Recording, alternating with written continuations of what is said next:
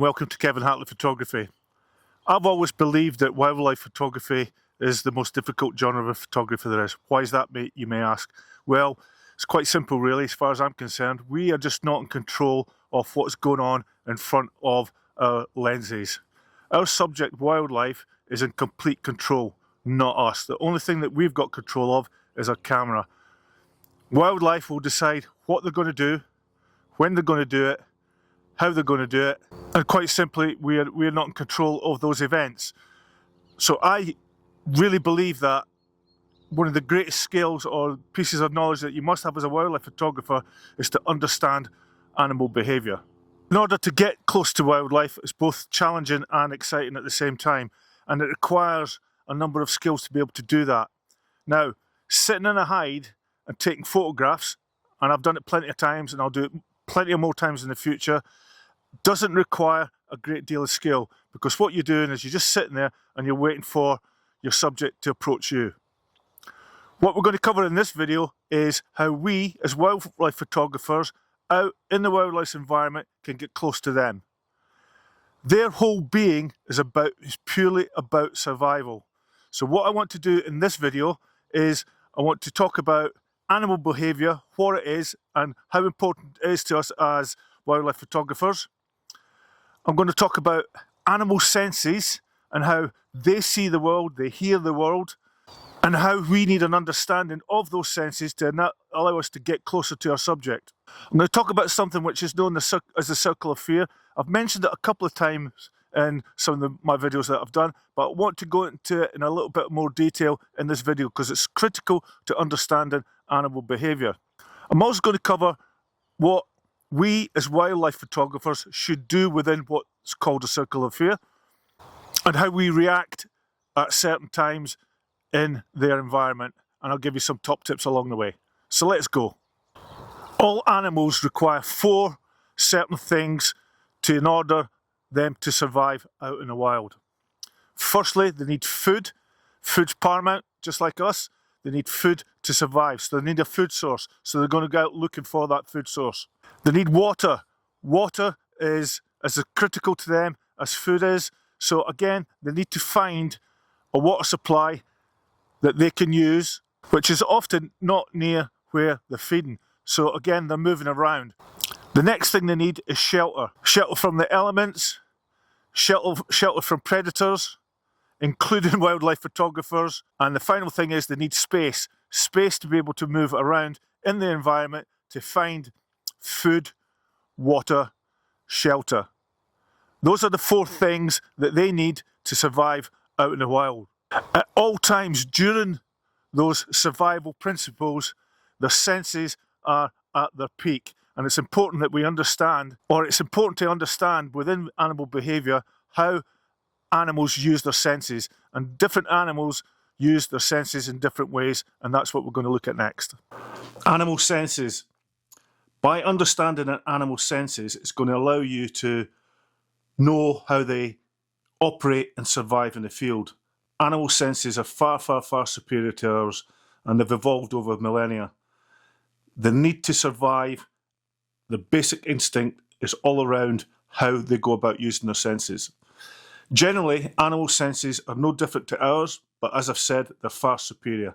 And the senses we're talking about are things like eyesight, hearing, smell, and taste. What we'll do now is we'll actually look at each of those senses in turn. I'll talk about certain wildlife that I've came across and I like to photograph and how they use their senses to survive. So the first one we're going to look at is eyesight, and there's no greater subject than the hare. The hare's eyesight is absolutely unbelievable, and the reason for that is because their eyes actually sit on the top of the head and they have great vision. The only blind spot that a hare has is actually directly behind them. Smell. When it comes to smell, you've only got to look at the badger. A badger's primary sense is smell. Badgers have notoriously bad eyesight, and hence smell is so important to them. Therefore, wind and direction is important to us if you want to get close to the badger. Hearing. When it comes to hearing, you've only got to look at the foxes. Foxes are equipped with good all-round senses, especially their hearing. So you need to take special care if firstly, you're trying to find a fox, or secondly, if you come across a fox. A fox will stare straight at you, and you know then immediately that you've been detected. Fox's hearing is unbelievable. Another sense that I want to talk about now is taste. And you've only got to look at deer. Deer probably have the greatest range of senses of any wildlife, and they're notoriously difficult to get near to, especially roe deer, as I've been finding out this year. What I want you to do is just have a look at the short clip that I captured on a trail camera, and what you'll see that it's a buck roe deer, and you can see that it's actually sniffing the air around it and licking its lips. And what it's doing is it's trying to get the molecules in the air so that it can taste them, and that way it can sense whether there's danger or there are other roe deer around. Top tip: researching animal behaviour. If you really are serious about wildlife photography, which in itself is quite technical, the one non-technical aspect of wildlife photography is animal behaviour and understanding it. Having a good knowledge of your subject and how it behaves will allow you to get closer to your subject in order to get the stunning images that you're after. I spent 12 months studying badgers for my 3-part series, finding badgers, watching badgers and photographing badgers. And the majority of that time was actually spent on research. I probably spent as much time on research than I did actually spend out in the field. So understanding animal behaviour is the secret to good wildlife photography. Okay, what I want to do now is just take a quick time out to give you a look forward to a project I'm working on in a moment, and that is birds of prey. And what I want to cover in that video is to look at the most common birds of prey that we find here in the UK. We'll look at the different groups of birds of prey, and we'll look at how to identify them and where we can find them. So coming soon from Kevin Hatley Photography, birds of prey. What I want to do now is talk about the circle of fear. I mentioned it in a couple of videos that I've done in the past. And this really, from a wildlife photographer's perspective and trying to get close to your subject, it's very important to understand. So what is the circle of fear?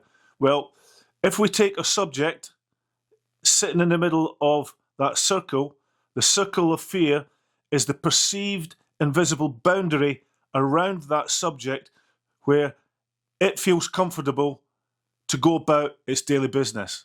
Understanding and respecting that circle of fear, which varies from species to species and individuals, is essential for safe and successful wildlife photography. When an animal perceives that there's a potential threat entering that circle of fear, it's going to do one or two things. It's either going to come and fight you or it's going to run. That's where we get the fight or flight theory from. Each circle of fear contains 4 circles with the subject at the centre of those 4 circles.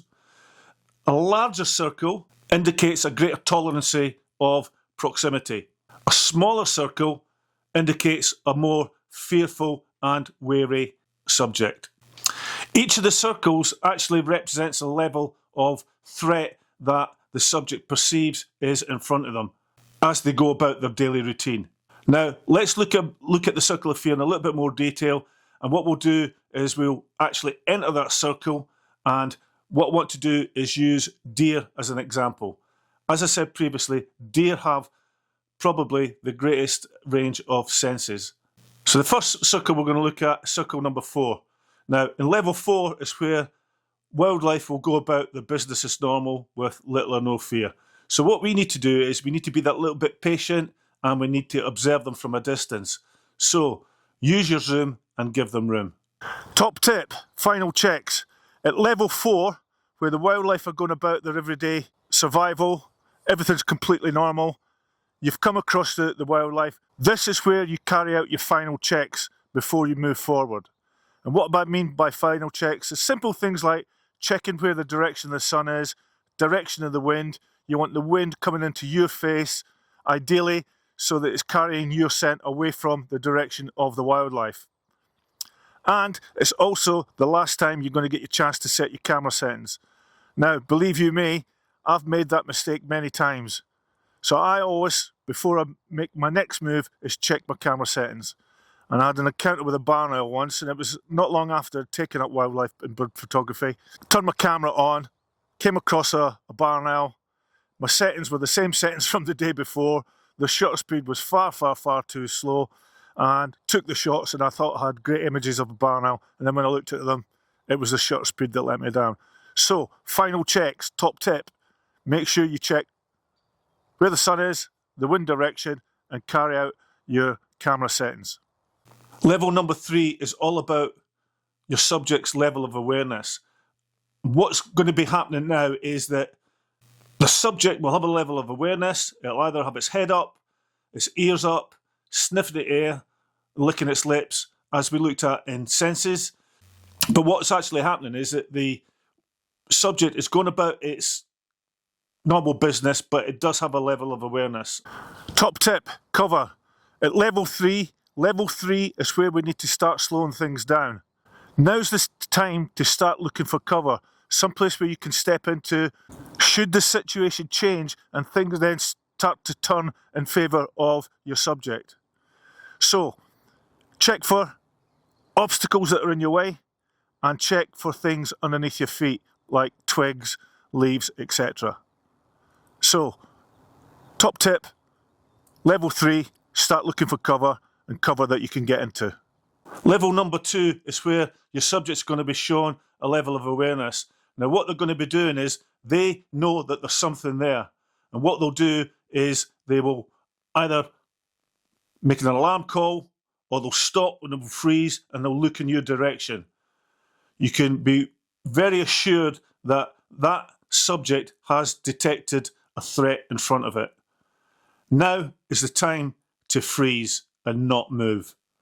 You have been detected. Top tip, camouflage and concealment. Out in the field, when we're trying to get close to wildlife, this is where camouflage and concealment comes into play. Now, I'm not talking about dressing up like an SS sniper. What I'm talking about here is just having a little bit of common sense. So take, for instance, clothing I've got on here today is all olive drab. It's not camouflaged, apart from my hat and my gloves. And one thing I'd always say is make sure you have your hands covered and look to cover your face as well. So it's really about wearing drab colours, so your greens, your browns, your blacks and your grey. And at level 2, especially at level 2, this is when you do not move, because movement more than anything will give the game away. So top tip, camouflage and concealment. Okay, level number 1. Level number 1 is game over. You've been detected, there's a threat in front of it, and it's either going to come and fight you or it's going to run away. You've been discovered. It's game over. Time to have a cup of tea. Top tip, fieldcraft. Fieldcraft is a very important skill that you need as a wildlife photographer, especially if you want to get near your subject. It's all about applying common sense, dressing correctly, moving correctly, and having the skills and the knowledge to be able to do that in accordance with the situation at the time that you find. I did a previous video on fieldcraft, and I'll leave a link for that below in the description or at the end of the video. So top tip, fieldcraft. In this video we've looked at wildlife and animal behaviour. I really believe as a wildlife photographer you need to have a good understanding of animal behaviour, and if you do understand animal behaviour, and especially the circle of fear, it will allow you to get closer to your subject outside in the field. What I want to do now is just leave you with some of my favourite images that show animal behaviour in the natural world.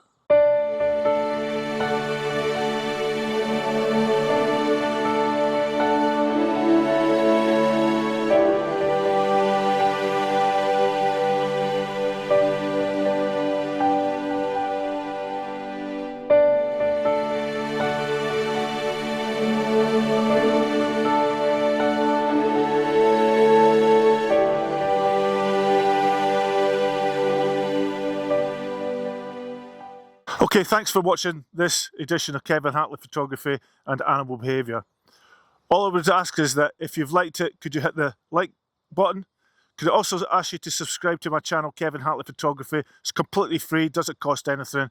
And what that does, it allows me to grow the channel and get it out to more people and share my knowledge and experience of wildlife here in the UK. So, until the next time, stay safe, Take care, and I hope to see you soon. Bye for now.